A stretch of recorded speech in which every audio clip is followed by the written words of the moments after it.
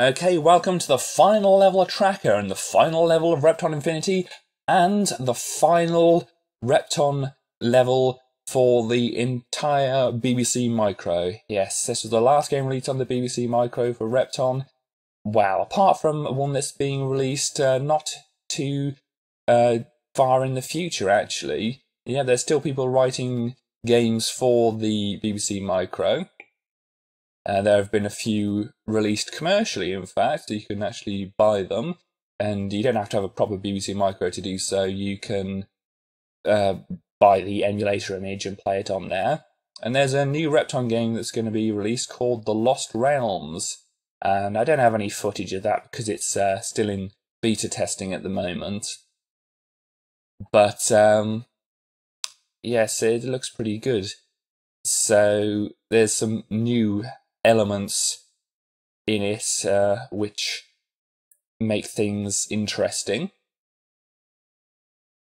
But since I can't show you that, we'll have to wait till it comes out to look at it.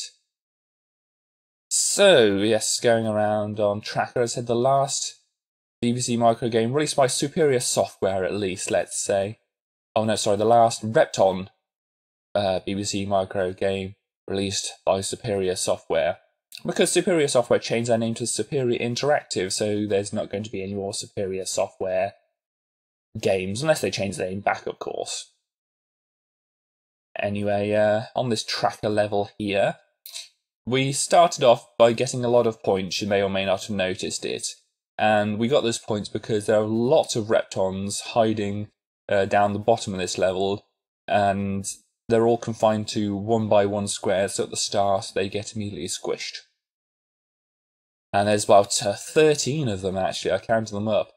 And so they give you quite a lot of score. And what I haven't mentioned about the score in Trakker is that all the scores are, for killing anything, the scores are 17. Or the score is 17, maybe I should say. So yes, whenever you kill an ogle, you get 17 points. Whenever you kill a jagger, you get 17 points. They just did that probably to illustrate the fact that you could assign arbitrary points values to killing off anything. And because it's funny, I mean 17. I mean, who thinks of 17 when they think of a number, really? And yeah, that's it. The final moments of Trakker, and I thought, I'll go on a little explore of this whole area, but then I ran into a little bit of trouble. So there's some ogles here, and coming down here there's another ogle, and oh dear, I've run into an ogle, and well, let's get out of here and let's show you what Superior Interactive decided to do on the PC. This is Repton 3 on the PC, and this is a new level they decided to, well, a new scenario they decided to design called Encore. Yeah, so you have another one at the start called Overture. So we've got Overture, Prelude, Toccata, Finale, then Encore. Staying with the theme, and guys, I'm getting some deja. Ooh, lots of deja vu.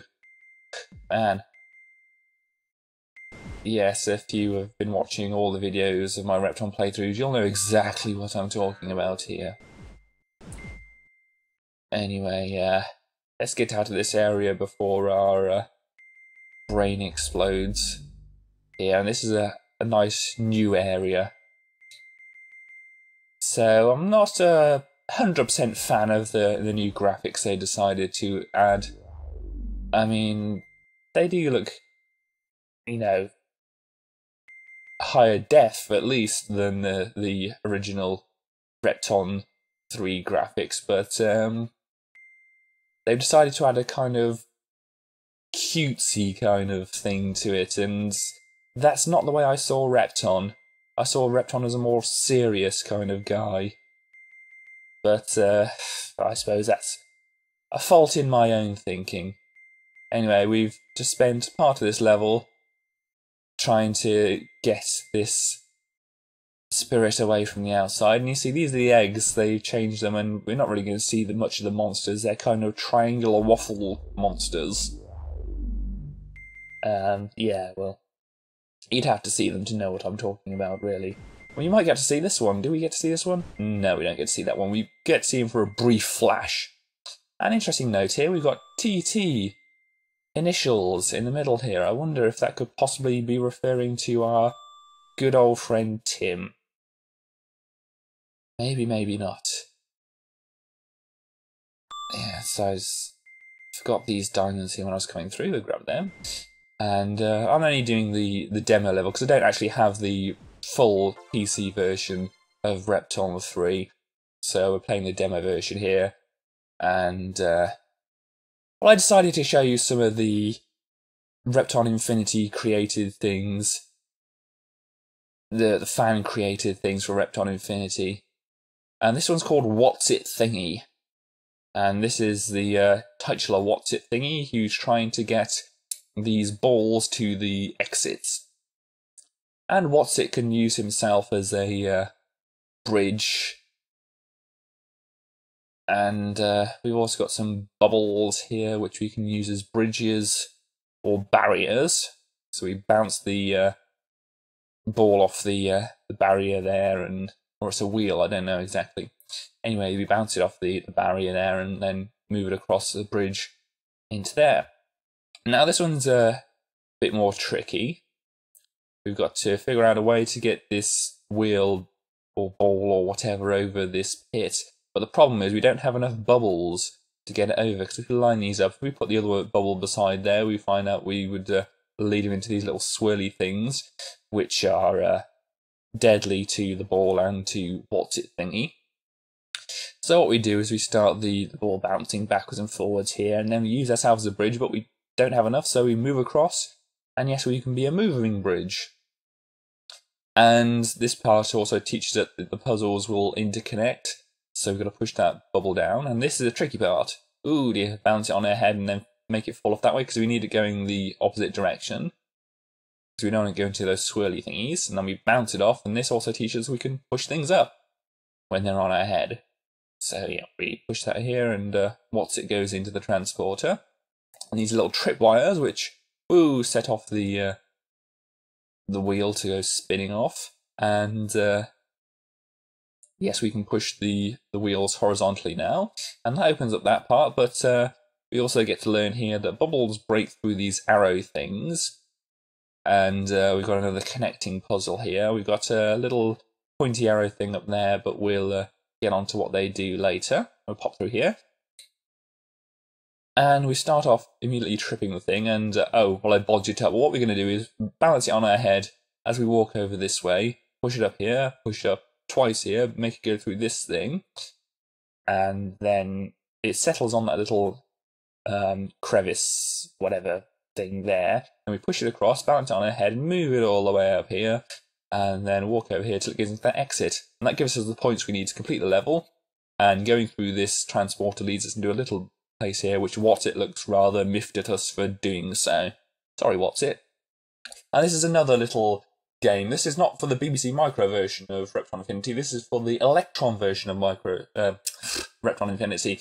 And the Electron was a kind of budget version of the BBC Micro. And so we've got reduced graphic capability. Anyway, this is Quack the Duck for the 90s. And yes, we can see Quack is being very active and very frantic here, possibly even manic. Yes, Quack needs to take a chill pill, really, because he or she's in quite a flap.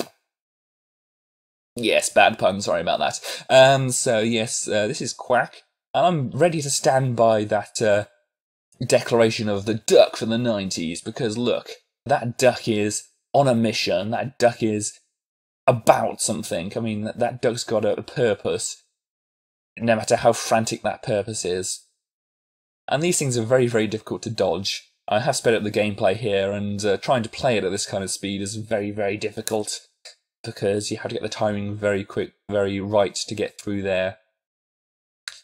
Anyway, yes, Quack may be the duck for the 90s, but in the new century, it's probably taking quite a rest because of all this frantic, manic collecting that it's doing. I mean, it's obviously some kind of compulsion here to collect all this fruit. I mean, did ducks like fruit? Do ducks even eat fruit? I mean, I'd imagine apples would be a bit tough for a duck to eat, and bananas, well, they'd have to get the skin off, wouldn't they? I can't really see that happening. Anyway, yes, Quack's main goal here is to dodge all these things like these space hoppers and these furry beard with eyes things, the anthropomorphic beards, and well, they're not really anthropomorphic, are they? They're just be-eyed. Anyway, as Quack waves goodbye to us here, we say goodbye to Repton Infinity. We say goodbye to all the Repton games on the BBC Micro. For now, at least. We say goodbye to this Let's Play of the Repton series. Goodbye, everybody. See you in another game.